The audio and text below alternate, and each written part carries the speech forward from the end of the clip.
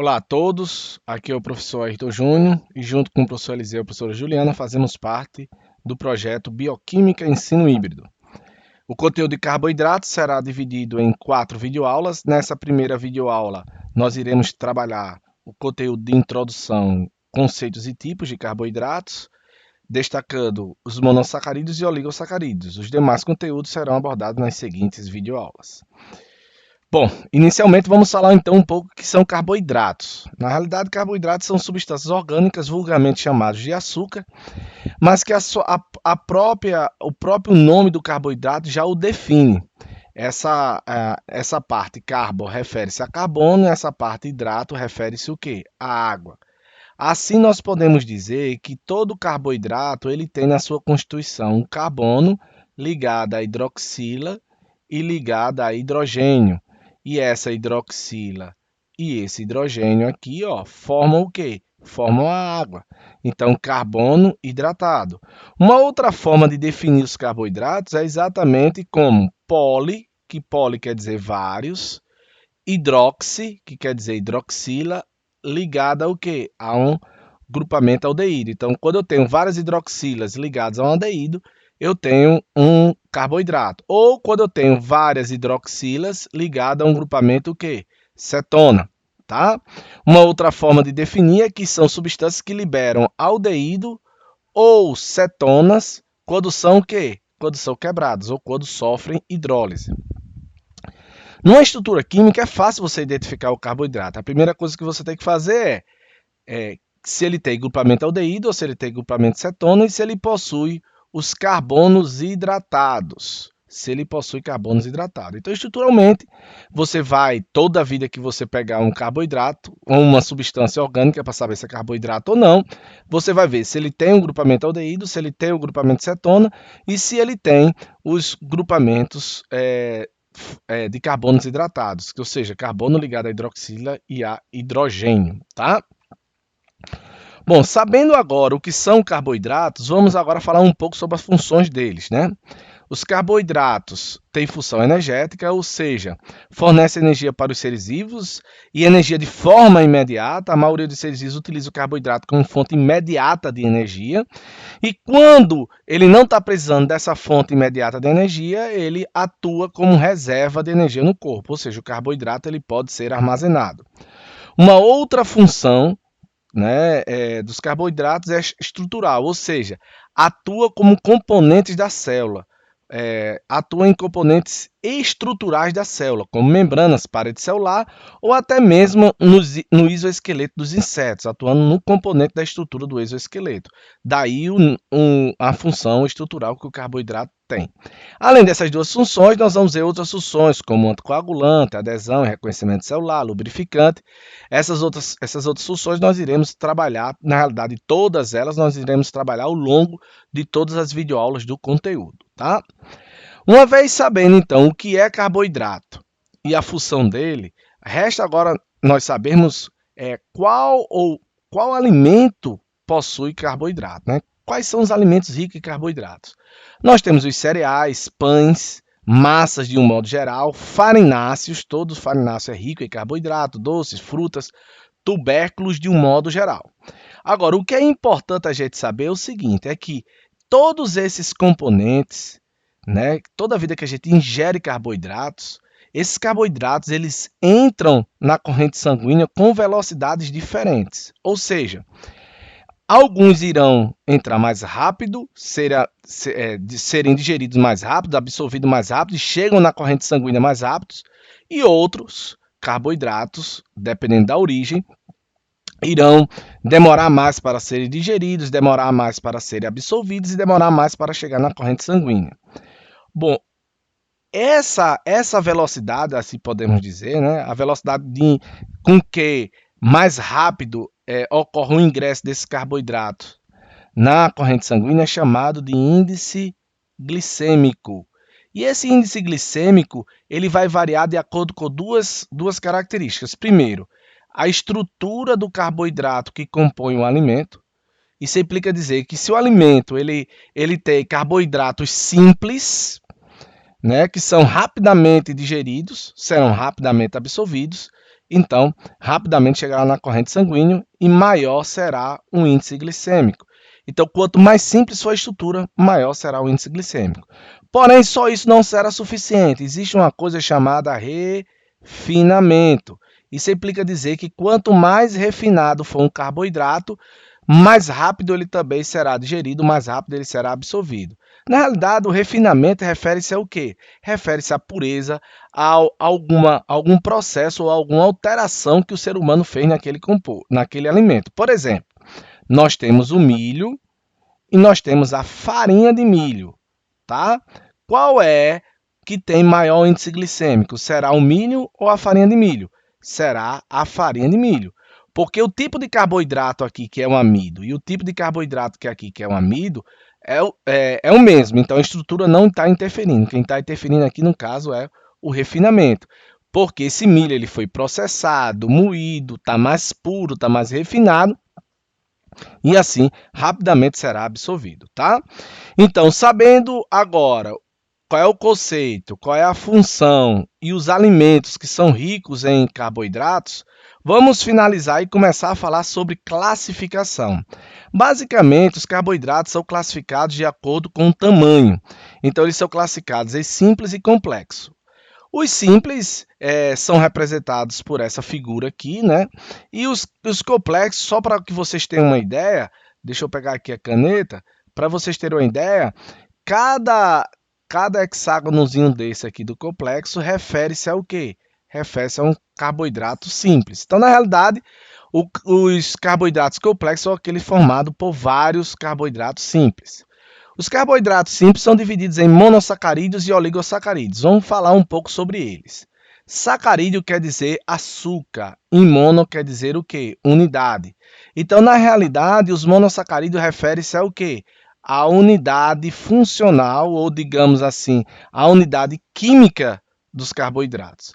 Isso implica dizer que o monossacarídeo é a menor porção de carboidrato que existe. Se eu quebrar esse monossacarídeo, eu deixo de ter carboidrato. Então, se eu for quebrando uma substância que é carboidrato, for quebrando e for mantendo a característica química de carboidrato, num determinado momento, na menor porção,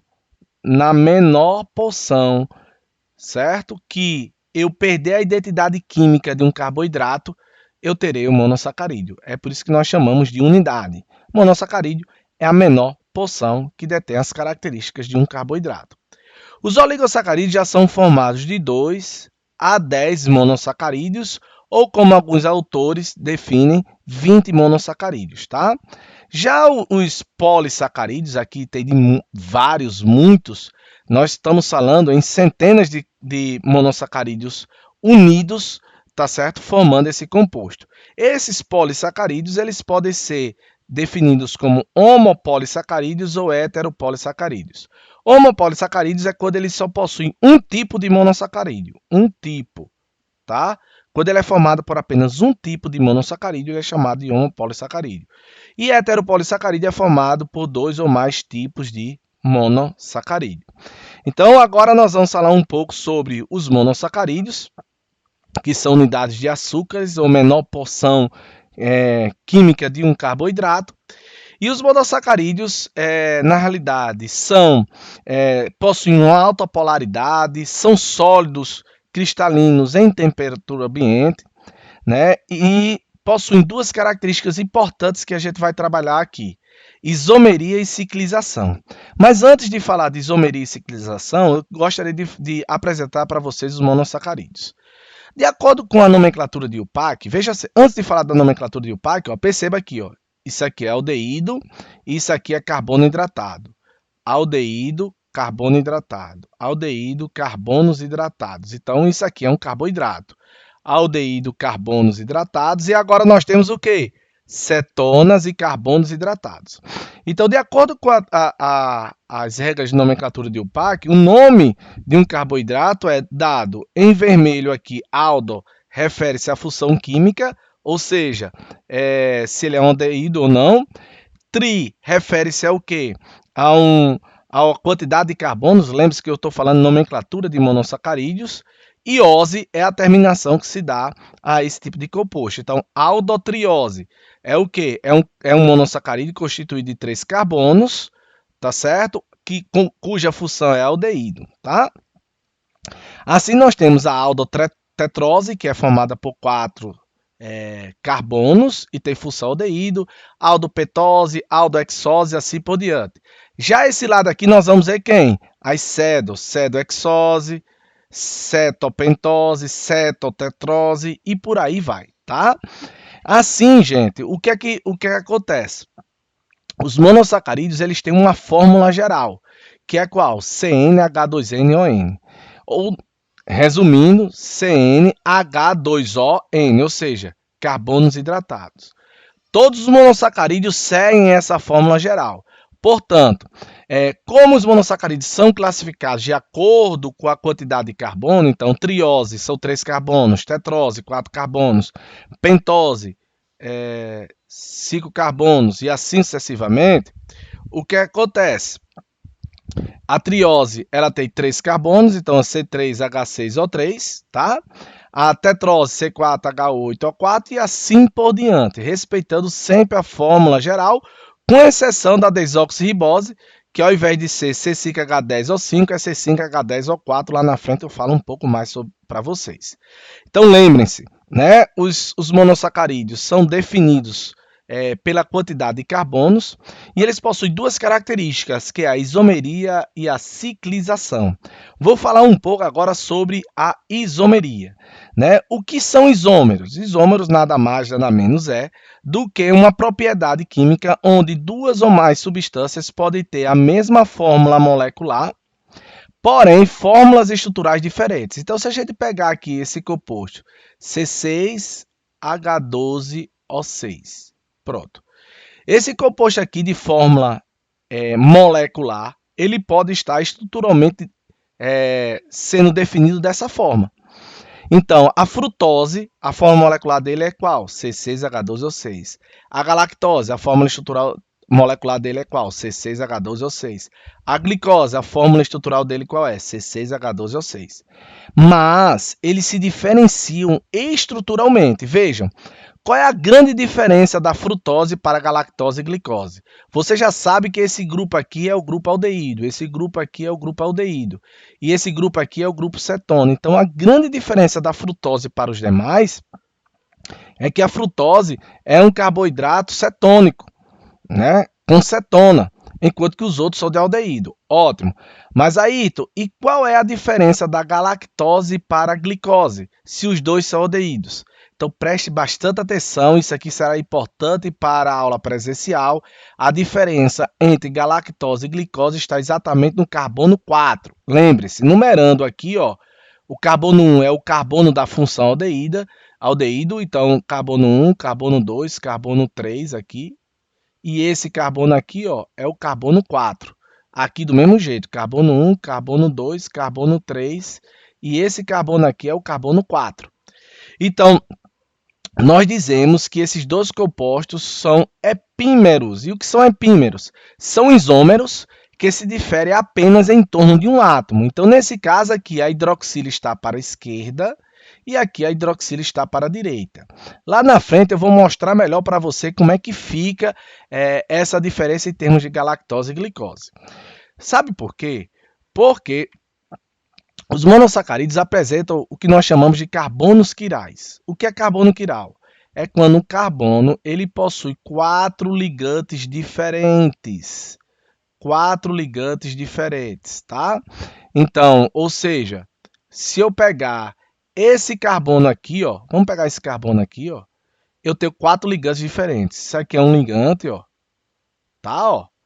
O hidrogênio é outro ligante, isso aqui é outro ligante, e aqui, ó, é outro ligante diferente. Então, ele possui 4 ligantes diferentes. Então, nós chamamos esse carbono de carbono quiral ou carbono assimétrico. E por causa disso, os carboidratos possuem, principalmente os monossacarídeos, possuem uma isomeria óptica. Basicamente, a isomeria óptica é quando uma molécula é a imagem especular da outra. Nós chamamos esses isômeros de enantiômeros, tá? Como padrão, o que é que nós temos? Nós temos o gliceraldeído. Então, no gliceraldeído, esse aqui é o carbono quiral. Ó, veja que ele tá com 4 ligantes diferentes. Esse aqui é o carbono quiral, também 4 ligantes diferentes. E esse aqui é o carbono funcional, é aquele que forma o grupo aldeído. Então, por conversão, o que é que você faz? Você pega o carbono quiral mais distante do carbono funcional, e se a hidroxila estiver para a direita, ele é chamado de D-gliceraldeído. Se a hidroxila estiver para a esquerda, ele é chamado de L-gliceraldeído. Eu vou repetir, tá certo? Você vai pegar o carbono quiral mais distante do carbono funcional, que nesse caso aqui não tem como ser diferente, é só esse. E vai observar, se a hidroxila estiver para a direita, será D-gliceraldeído, se a hidroxila estiver para a esquerda, será L-gliceraldeído. Tá certo? Aqui é um exemplo. Eu gostaria de que você parasse a videoaula agora, tá certo? E identificasse a diferença entre que as duas são glicoses. A diferença entre essas duas glicoses, tá? Lembre-se, o que é que você vai fazer? Você vai procurar o carbono quiral mais distante do carbono funcional e olhar a posição da hidroxila. Bom, para você que parou e tentou fazer, lembre-se, qual é o carbono funcional? O carbono funcional é esse aqui, tá? Esse aqui é o carbono funcional, é o carbono do aldeído. Qual é o carbono quiral mais distante? É esse aqui, ó. Carbono quiral mais distante é esse aqui. Essa hidroxila está para onde? Para a direita. Então, ela é o quê? Uma D-glicose, tá? Essa outra hidroxila, ela está para onde? Está para a esquerda. Então, ela é o quê? Uma L-glicose. Mais uma vez, eu quero que você pare aí a videoaula e novamente identifique quem é D, quem é L e quem são os epímeros, tá? Bom, para você que tentou fazer aí, vamos lá, né? Nós temos alguns epímeros aqui, ó. Por exemplo, a manose e a glicose são epímeros no carbono 2, porque a única diferença entre eles está onde? Está a hidroxila aqui desse lado e a hidroxila aqui está desse lado. Eu posso usar essa diferença para determinar se ele é D ou L? Não, por quê? Porque esse carbono não é o carbono mais distante do carbono funcional, tá? O outro epímero é esse, ó, é a glicose e a galactose. Novamente, eles são epímeros do carbono 4, a diferença está exatamente no carbono 4, tá? E agora, para saber se eles são D ou L, eu vou para o carbono quiral mais distante do carbono funcional, que é nesse caso aqui. Nesse aqui, todos eles estão aonde? Para a direita. Então, todos eles são D-manose, D-glicose e D-galactose, tá? Pois bem, estamos terminando essa parte química, né, de carboidratos. Vamos falar agora um pouco sobre ciclização. Os monossacarídeos, a partir de 5 carbonos em solução aquosa, formam espontaneamente estruturas moleculares fechadas. O que acontece? Muitas vezes, na maioria dos livros, nós observamos essa estrutura aqui, ó, a forma aberta da glicose, e essa estrutura aqui como a forma fechada da glicose. Mas lembrem-se, olha só, na realidade, o que acontece é que esses carbonos, essa cadeia de carbonos, não forma ligações retas de ângulo de 90 graus. Na realidade, esse carbono ele tem uma geometria tetaédrica e, na realidade, a figura que melhor representa, tá certo? Essa cadeia linear é essa figura aqui. Essa aqui que melhor representa em termos angulares. Lógico que se adota essa figura por ser mais didática do que essa. Porém, eu vou aproveitar essa figura do carboidrato da glicose linear para mostrar a você como é que ocorre a formação da cadeia fechada. O que acontece? Esse hidrogênio aqui dessa hidroxila se sente atraído por esse oxigênio da carbonila do grupamento aldeído e eles o quê? E eles se juntam. Quando eles se juntam, forma-se uma nova ligação que vai ligar esse oxigênio aqui, tá certo? Esse oxigênio aqui a esse carbono. E agora eu vou ter a formação de uma hidroxila, que é essa daqui, ó. Essa hidroxila aqui é exatamente essa daqui. E esse oxigênio aqui, que perdeu a ligação com o hidrogênio, vai formar essa ligação. Essa hidroxila aqui é chamada de hidroxila heterosídica. Por quê? porque essa hidroxila ela não existe na cadeia aberta. Ela só se formou por causa da cadeia fechada, tá? Olhando para a hidroxila heterosídica, o carboidrato pode assumir uma configuração alfa ou ele pode assumir uma configuração beta. Vou explicar para vocês como é que ocorre. Bom, para que você possa entender, você vai pegar o composto de cadeia fechada e traçar um plano, traçar uma linha reta. Aqui é porque eu não estou conseguindo traçar essa linha reta. Chega. Vou traçar uma linha reta aqui, tá? E eu vou olhar para a hidroxila heterosídica. Se a hidroxila heterosídica estiver no mesmo plano do carbono 6, ele assume uma configuração cis. E se ele assume uma configuração cis, ele é o quê? Ele é uma beta-glicose.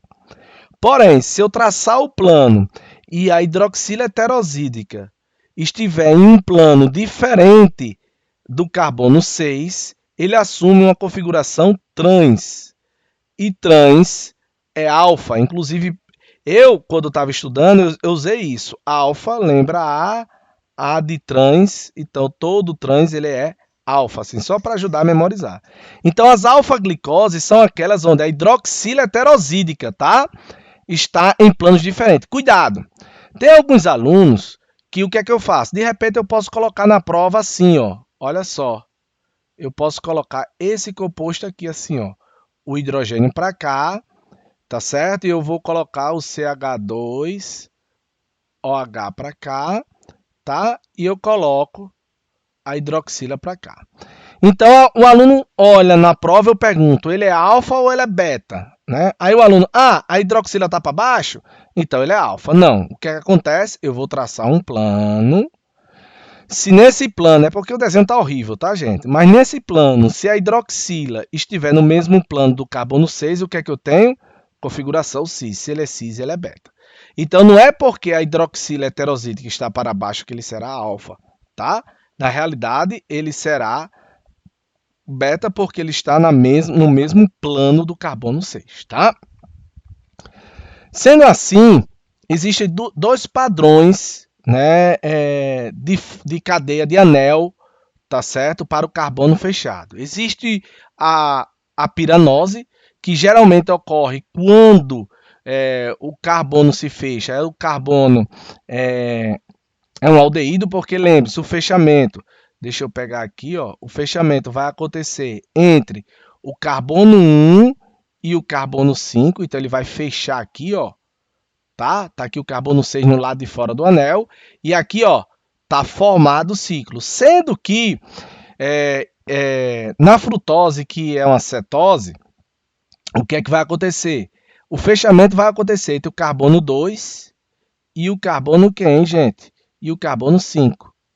Vai ficar do lado de fora do anel o carbono 1, tá? E vai ficar do lado de fora do anel o carbono 6, tá? Lembre-se que o carbono 1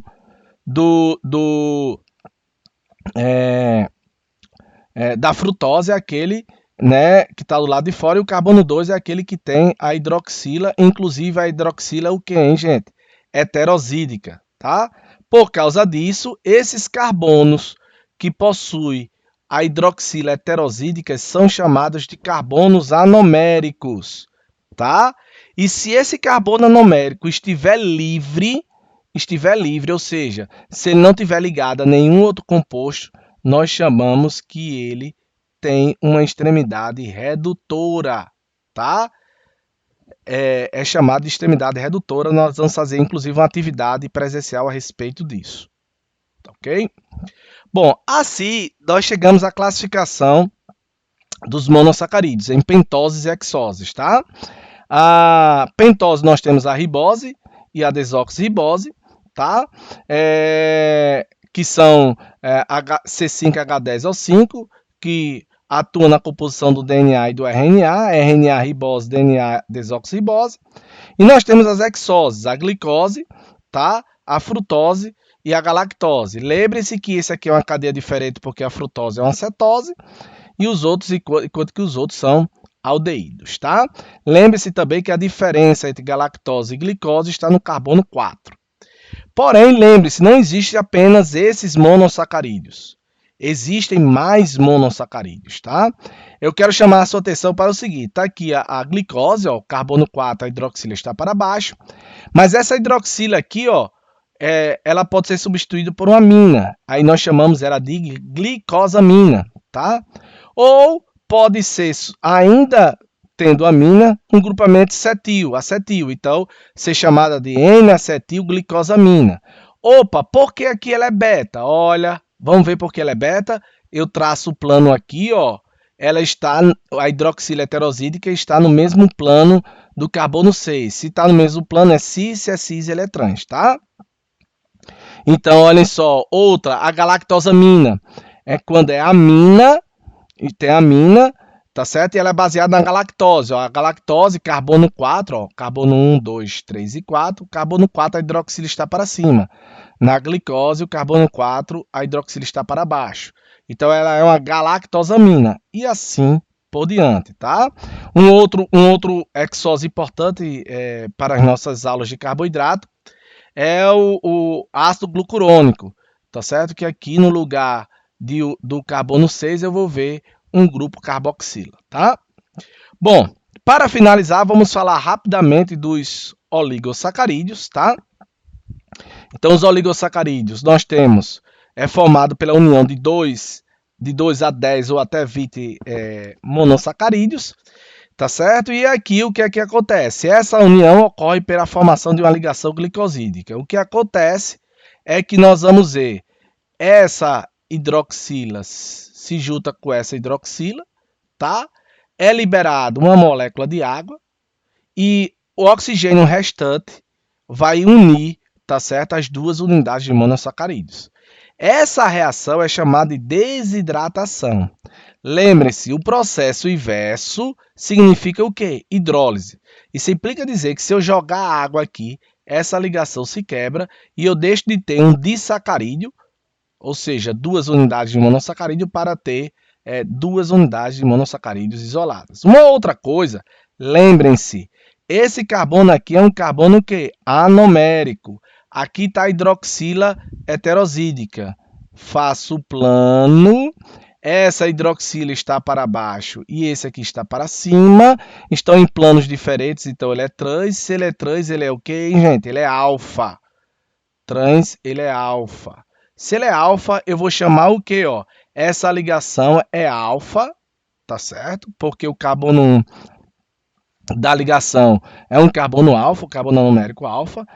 Alfa 1, qual é o outro carbono que ele se liga? Alfa 1, 4, tá? As ligações glicosídicas, elas são diferentes umas das outras. Ela não é do mesmo tipo. Olha só, nós podemos ter os alfa-ligantes, tá? E quando os monossacarídeos se ligam de forma alfa, como está aqui a alfa 1, 4, os ligantes, os alfa-ligantes, eles formam ângulo. E esses ângulos fazem com que, ó, o que acontece? Eles vão se ligando, vão se dobrando, vão se dobrando, vão se dobrando, vão se dobrando, vão se dobrando, vão se dobrando e vão formando estruturas assim. Quanto mais carboidrato, quanto mais monossacarídeos se ligam de forma alfa-ligante. As betas ligantes não. Observem bem. As betas ligantes, a ligação ela é mais linear, como essa daqui, ó, beta 1, 4, tá? Ela é mais linear. Essa linearidade faz com que ocorra a aproximação dessa hidroxila com esse oxigênio, dessa hidroxila com essa outra hidroxila. E aí acontece o que, gente? Interações intermoleculares, além da ligação glicosídica que está aqui.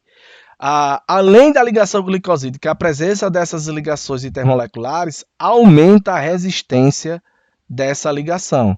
Então, os beta-ligantes são mais resistentes do que os alfa-ligantes por serem lineares e os alfa-ligantes eles são mais circulares, tá certo? Por quê? Porque cada ligação forma uma curva, tá? Bom, para finalizar, tá bem perto do fim da aula, vamos falar agora sobre os disacarídeos, tá? Nós temos a lactose, que é um disacarídeo encontrado no leite, que é a união da galactose. Olha só, carbono 1, 2, 3 e 4, a hidroxila está para baixo, tá? Nós temos aqui a galactose e nós temos aqui a glicose, tá? Como forma de já treinamento para a aula presencial, que ligação é essa? Tá certo? Essa ligação aqui, ó, a hidroxila estava para cima, ó. No mesmo plano de quem, hein? No mesmo plano do carbono 6. Se está no mesmo plano, é cis. Se é cis, ele é beta. Então, ele é beta o quê, ó? Beta 1, 4. Então, essa ligação ela é beta 1, 4, tá? Porque esse carbono é o carbono 4, ó. Carbono 1, carbono 2, carbono 3, carbono 4, tá?